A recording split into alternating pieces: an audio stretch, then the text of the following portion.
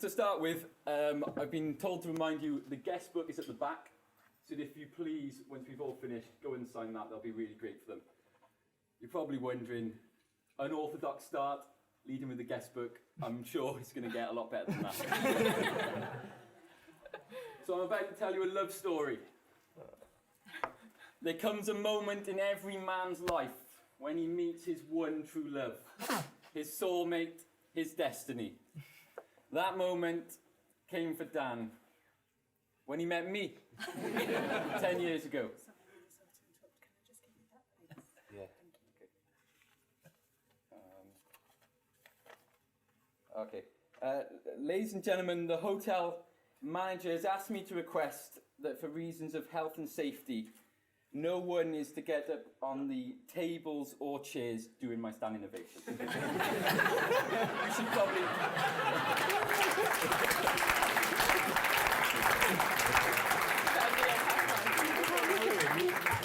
You should probably respect that. Okay, so my name's Alex, I'm the best man.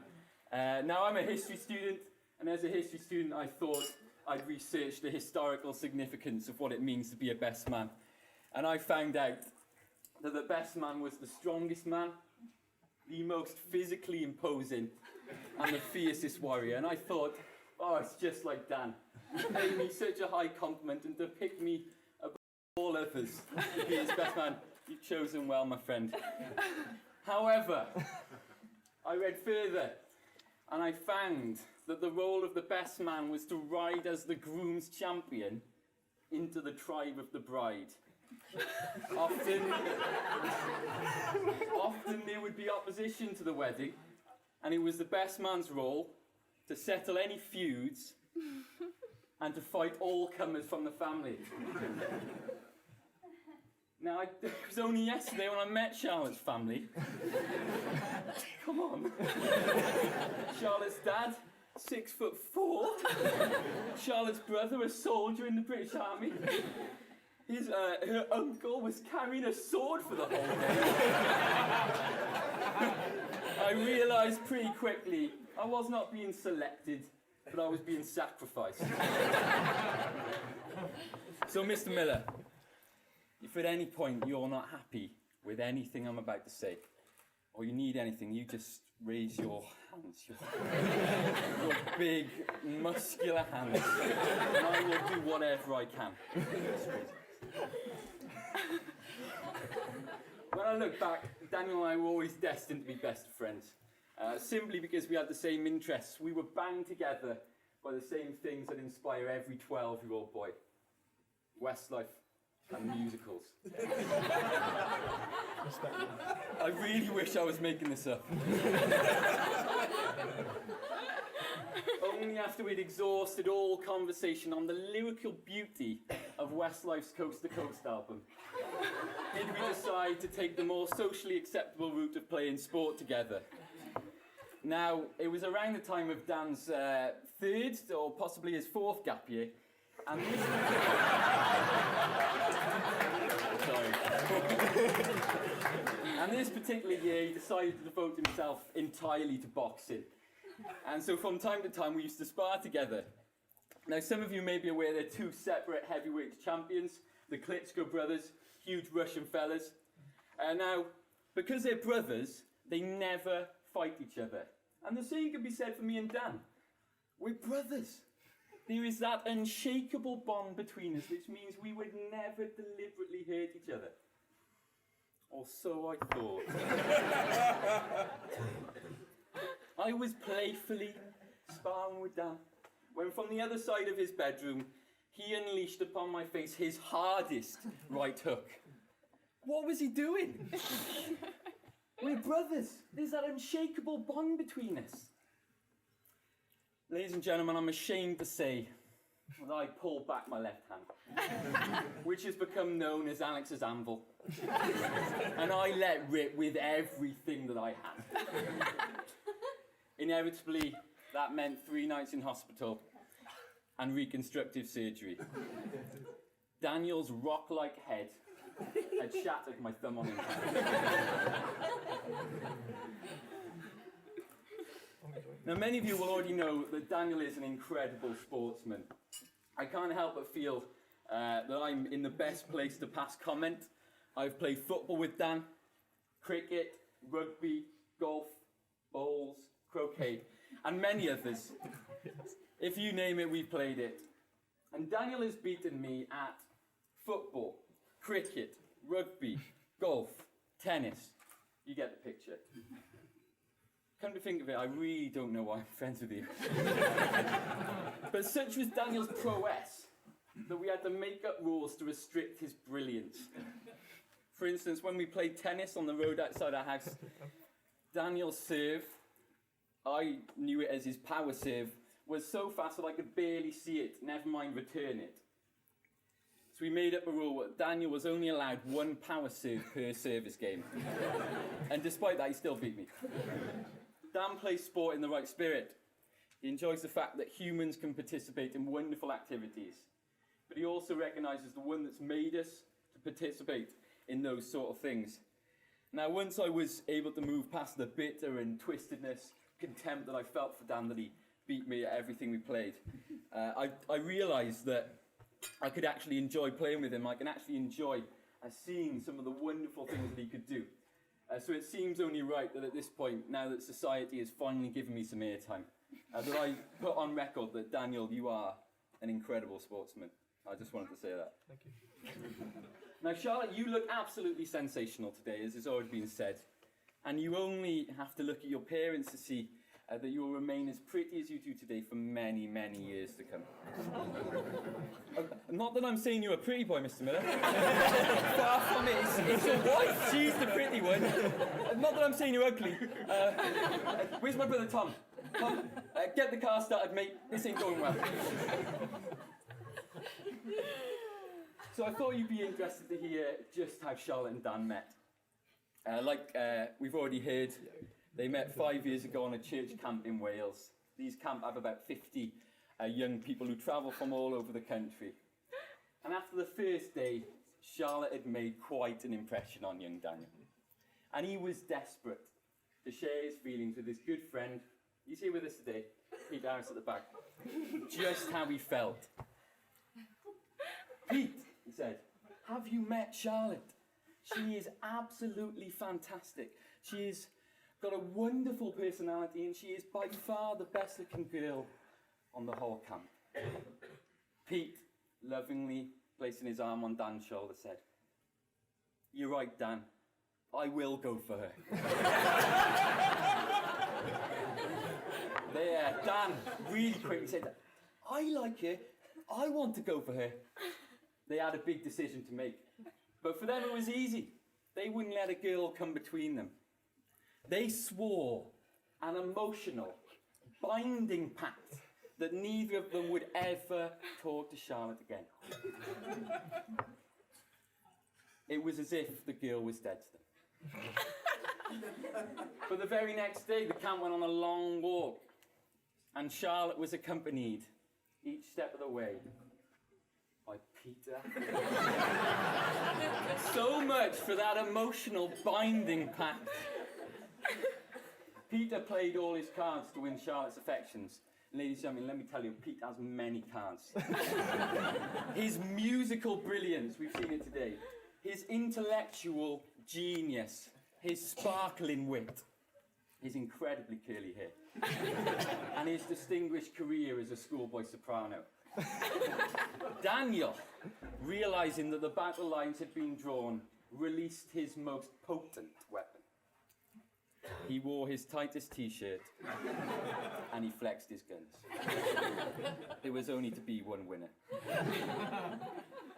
Perhaps that night, the first night of camp, Peter dreamt that one day he would be stood at the front of church as Charlotte, dressed beautifully in her wedding dress, walked down the aisle. Ironically, as usher today, it appears his dream has come true. Sorry, man, you've taken it like a champ. So let me tell you something about the journey Daniel's been on, which has made him the accomplished young man we see before us. Daniel started playgroup in Pontarddulais, and it was immediately evident that he was very different from the rest of the children. was 12.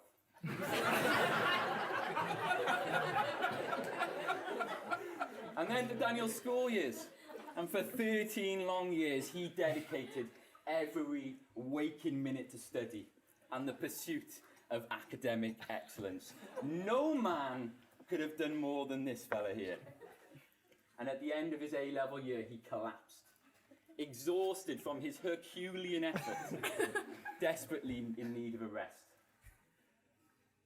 The toll that his constant study had placed on mind and body meant that his period of rest was to last a whole year. Then Dan went to university, and after just 3 months, he was able to learn all that they could possibly teach him.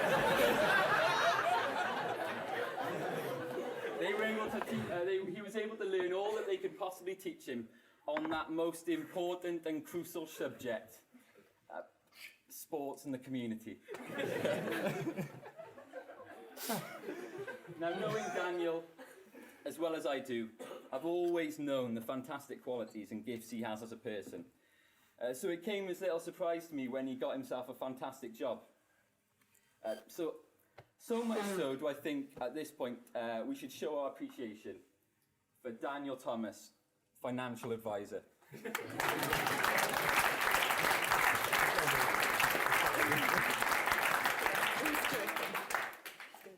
A few words then to say about Dan in closing, but before that, a little something on the wider Thomas family.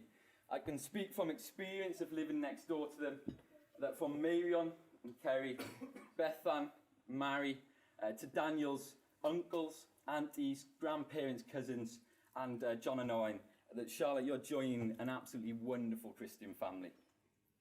And I need to publicly thank Dan for choosing me as his best man. I've thoroughly enjoyed it. I've been forced to reminisce so I could think of things for this speech. I've often found myself walking through Leeds where I go to university, going to my lecture, laughing out loud at some of the things me and Dan have done, and receiving all sorts of strange looks from people. But it's just been fantastic, just thinking over all the things that we've done, most of which couldn't go in here, because nobody just would understand them. We just had to be there. I often thought that me and Daniel were sort of stand-up comedy standard. But really the truth is that we just find each other very funny. And I think the vast majority of our friendship has just been laughing with each other. But just as easy as we can laugh, we can talk about our faith. We've been able to encourage each other and challenge each other. In our friendship, we've been able to point to someone greater than us. As we talk about God, we've been able to rejoice in what Jesus did for us on the cross. God gives us fantastic gifts, epitomised in his gift of salvation. He gives us the gift of relationships. I thank God for the friendship that I enjoy with Daniel. Charlotte, in your relationship with Daniel, if he is half the husband that he's been a friend to me, you will be truly blessed. Well, that's coming towards the end of my speech. It's almost a bit of an anticlimax, really. Dan did a song. I wish now that I did a song. Maybe I could think of something. Probably need some music. Well, I'll just give it a go. Music. It usually works, doesn't it? Music. Oh, Danny boy, the house Already went allowed. from valley to valley and down the mountainside. The summer's gone and all the leaves are falling.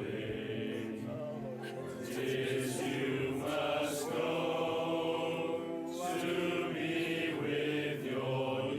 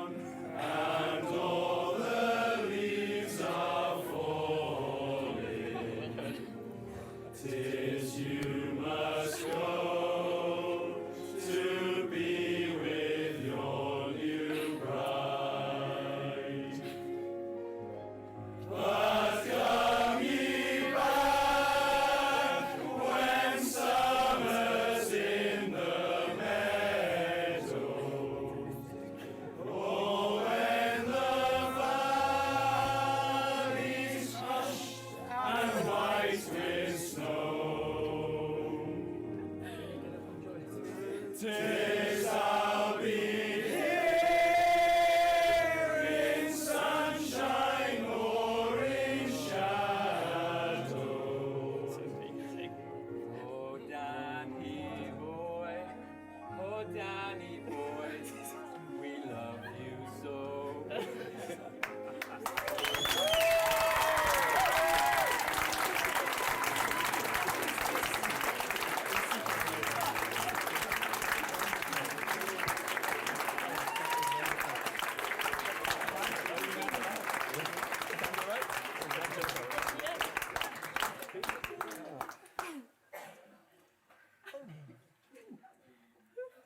Encore.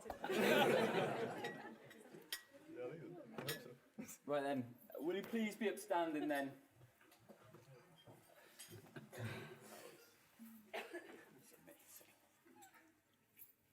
The bride and groom.